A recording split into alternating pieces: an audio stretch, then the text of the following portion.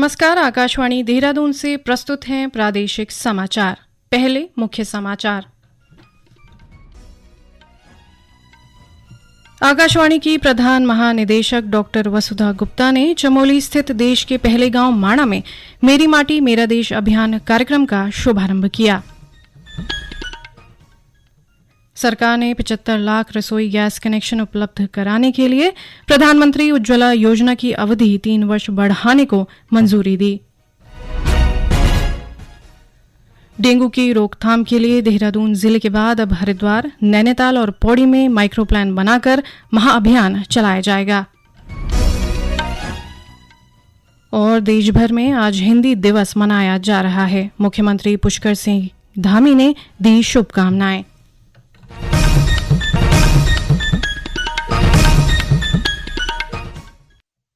दोपहर समाचारों के साथ मैं व्याख्या चंदोला। अब समाचार विस्तार से। आकाशवाणी की प्रधान महानिदेशक डॉक्टर वसुधा गुप्ता ने चमोली स्थित देश के पहले गांव माणा में मेरी माटी मेरा देश अभियान कार्यक्रम का शुभारंभ किया। जिला प्रशासन और भारत तिब्बत सीमा पुलिस के तत्वावधान में आयोजित कार्यक्रम को संबोधित करते हुए डॉक्टर वसुधा गुप्ता ने कहा कि हमें अपनी बोली भाषा को अपनी धरोहर समझकर उसे आगे बढ़ाने पर काम करने की जरूरत है। उन्होंने कहा कि उत्तराखंड की संस्कृति के संरक्षण के लिए आकाशवाणी प्रयास करेगा। इससे पहले डॉक्टर वसुधा गुप्ता के माणा पहुंचने पर क्षेत्रीय महिलाओं ने पारंपरिक वेशभूषा में पौड़ा नृत्य के साथ उनका स्वागत किया। इस दौरान आईटीबीपी के गौज बैंड की मधुर धुन ने सबका मन मोह लिया। इस दौरान जिलाधिकारी चमोली हिमांशु खुराना ने बताया कि माणा गांव में पौराणिक संस्कृति दिखाई देती है और यहां धार्मिक और तीर्थाटन की अनेक संभावनाएं हैं। उन्होंने कहा कि आकाशवाणी की ओर से आयोजित ये कार्यक्रम क्षेत्र की संस्कृति के प्रचार प्रसार के लिए महत्वपूर्ण साबित होगा। केंद्र सरकार ने वित्त वर्ष 2023-24 से 2025-26 के दौरान 75 लाख रसोई गैस कनेक्शन उपलब्ध कराने के लिए आज प्रधानमंत्री उज्ज्वला योजना की अवधि 3 वर्ष बढ़ाए जाने की मंजूरी दी। इस पर 1,650 करोड़ रुपए का खर्च आएगा। सूचना और प्रसारण मंत्री अनुराग सिंह ठाकुर ने नई दिल्ली में ये जानकारी दी।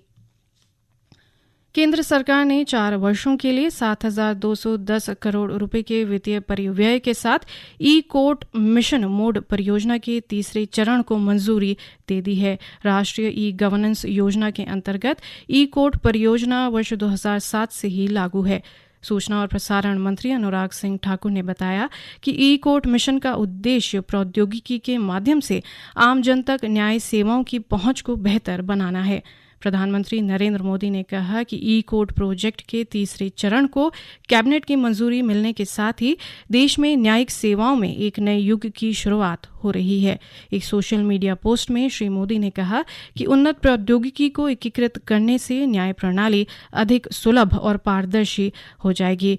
रसोई गैस कनेक्शन पर कैबिनेट के फैसले पर एक अन्य पोस्ट में प्रधानमंत्री ने कहा कि देश भर में प्रत्येक परिवार के लिए प्रदूषण मुक्त रसोई सुनिश्चित करना सरकार की प्राथमिकता रही है। राज्य के सतत विकास लक्ष्यों को पंचायत स्तर पर लागू करने के लिए 17 से 23 सितंबर तक सतत विकास लक्ष्य सप्ताह मनाया जाएगा। मुख्यमंत्री पुष्कर सिंह धामी ने कहा कि वर्ष 2030 तक इस सप्ताह का आयोजन हर वर्ष प्रदेश में किया जाएगा। देहरादून में आयोजित कार्यक्रम में मुख्यमंत्री ने कहा कि प्रदेश के सभी जिलों, ब्लॉकों, पंचायतों में इस संबंध में कार्यशालाएं, जन जागरूकता अभियान और वाद विवाद प्रतियोगिताएं आयोजित की जाएंगी। श्री धामी ने कहा कि उत्तराखंड को श्रेष्ठ राज्य बनाने के लिए हम सभी को मिलकर आगे बढ़ना है। प्रधानमंत्री नरेंद्र मोदी का 11 और 12 अक्टूबर को पिथौरागढ़ दौरा प्रस्तावित है। इसे देखते हुए अपर सचिव राधा रतूड़ी ने अधिकारियों के साथ बैठक कर तैयारियों की कार्य योजना तैयार की। उन्होंने कहा कि प्रधानमंत्री के 2 दिवसीय भ्रमण के लिए जिला प्रशासन, सेना, आईटीबीपी, बीआरओ, पुलिस, परिवहन विभाग, केंद्रीय संचार एजेंसियों और अन्य संबंधित विभागों को प्रभावी समन्वय के साथ कार्य करना होगा। अपर सचिव ने सीमा सड़क संगठन और लोक निर्माण विभाग को जिले के सड़क मार्गों को दुरुस्त करने के निर्देश दिए। उन्होंने प्रधानमंत्री के प्रस्तावित भ्रमण कार्यक्रम में जोलिंगकोंग और आगे के उच्च दुर्गम स्थलों में सुचारू सोलर विद्युत आपूर्ति के लिए उरेडा को पुख्ता इंतजाम करने को भी कहा। समाचार आकाशवाणी के देहरादून केंद्र से प्रसारित किए जा रहे हैं। ताजा समाचार के लिए आप हमारे फेसबुक पेज आकाशवाणी समाचार उत्तराखंड और ट्विटर हैंडल @AIRnews_DDN को फॉलो कर सकते हैं। ये समाचार यूट्यूब चैनल आकाशवाणी समाचार उत्तराखंड को सब्सक्राइब कर सुने जा सकते हैं। साथ ही ये समाचार आकाशवाणी की वेबसाइट www.newsonair.gov.in/उत्तराखंड पर भी उपलब्ध हैं। डेंगू की रोकथाम के लिए देहरादून जिले के बाद अब हरिद्वार, नैनीताल और पौड़ी में माइक्रो प्लान बनाकर महाअभियान चलाया जाएगा। इस संबंध में स्वास्थ्य सचिव डॉक्टर आर राजेश कुमार ने निर्देश दिए हैं। डेंगू की रोकथाम के लिए सभी जिला अधिकारियों के साथ समीक्षा करते हुए स्वास्थ्य सचिव ने गैर पंजीकृत चिकित्सकों के खिलाफ कार्रवाई करने के निर्देश दिए। उन्होंने हरिद्वार में शहरी क्षेत्र के साथ साथ ग्रामीण क्षेत्रों में आशाओं को पंचायती राज और शिक्षा विभाग के साथ समन्वय स्थापित कर जागरूकता अभियान चलाने के निर्देश दिए। स्वास्थ्य सचिव ने डेंगू के प्रति जागरूकता के लिए नुक्कड़ नाटक आयोजित करने को भी कहा। देश भर में आज हिंदी दिवस मनाया जा रहा है। 14 सितंबर 1949 को संविधान सभा ने हिंदी भाषा को देश की आधिकारिक भाषा के रूप में अपनाया था। भारत में अधिकतर क्षेत्रों में हिंदी बोली जाती है, इसलिए हिंदी को राजभाषा बनाने का निर्णय लिया गया। हिंदी दुनिया में व्यापक रूप से बोले जाने वाली भाषाओं में से एक है और 52 करोड़ से अधिक लोगों की पहली भाषा है। मुख्यमंत्री पुष्कर सिंह धामी ने हिंदी दिवस की प्रदेशवासियों को शुभकामनाएं दी हैं। उन्होंने कहा कि किसी भी देश की भाषा ही उसकी संस्कृति और परंपराओं से जोड़ने में मददगार होती है। मुख्यमंत्री ने कहा कि हमारी वैचारिक निष्ठा हिंदी के प्रति रही है। उन्होंने कहा कि हिंदी के गौरव को बनाए रखना हम सभी का दायित्व है। हिंदी के विकास के लिए जब हम सभी मिलकर कार्य करेंगे तभी हिंदी को अपेक्षित सम्मान प्राप्त होगा। मुख्यमंत्री ने वैश्विक स्तर पर हिंदी भाषा के और तेजी से प्रचार प्रसार के लिए सामूहिक प्रयासों की जरूरत बताई। मुख्यमंत्री ने कहा कि हिंदी दिवस पर हमें अपने दैनिक जीवन में हिंदी के अधिक से अधिक प्रयोग का भी संकल्प लेना होगा। मुख्य सचिव डॉक्टर एस संधू ने सेब की फसल के पारगमन और भंडारण के लिए बनाई जाने वाली नीति में ड्रोन तकनीक का प्रयोग करने के निर्देश दिए हैं।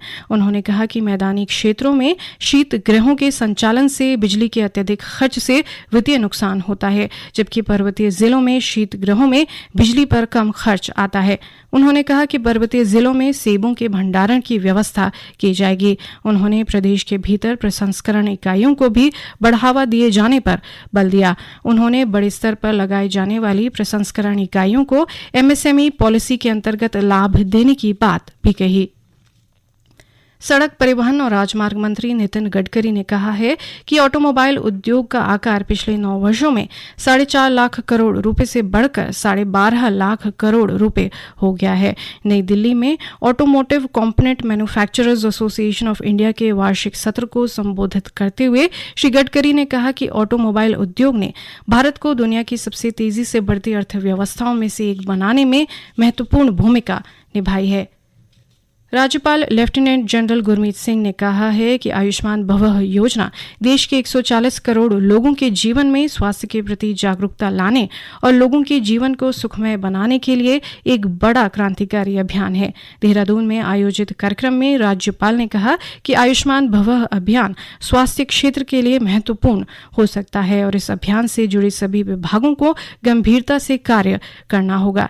इस अवसर पर मुख्यमंत्री पुष्कर सिंह धामी ने कहा कि आयुष्मान भवः अभियान निश्चित रूप से समाज के अंतिम छोर पर खड़े व्यक्ति तक स्वास्थ्य सेवाओं का लाभ पहुंचाने में सफल होगा। उन्होंने कहा कि केंद्र सरकार प्रदेश को पूरा सहयोग दे रही है।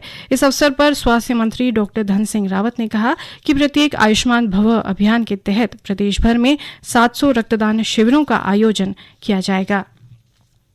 उत्तरकाशी हर्षल घाटी में 15 सितंबर से एक बार फिर भागीरथी नदी पर रिवर राफ्टिंग शुरू की जा रही है। इसके लिए राफ्टिंग से संबंधित संस्था ने पूरी तैयारी कर ली है। मॉनसून सीजन में अत्यधिक बारिश होने के चलते रिवर राफ्टिंग पर रोक लगा दी गई थी। अंत में मुख्य समाचार एक बार फिर।